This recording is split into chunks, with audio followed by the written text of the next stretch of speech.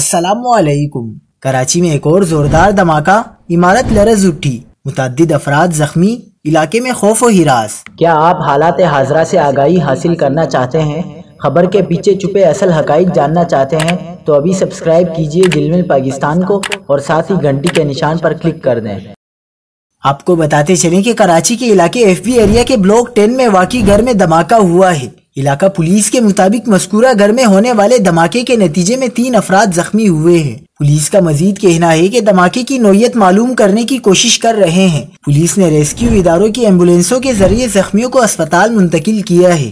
دوسری جانب Karachi police office کے پی او پر حملے میں زخمی ہونے والا ایک اور پولیس اہلکار آج دم توڑ گیا۔ پولیس کے مطابق زخموں کی تاب نہ لاتے ہوئے شہید ہونے والا اہلکار عبداللطیف سیکیورٹی ڈویژن میں تعینات تھا۔ عبداللطیف کے انتقال کے بعد کراچی پولیس آفس پر حملے میں شہادتوں کی تعداد 5 ہو گئی ہے۔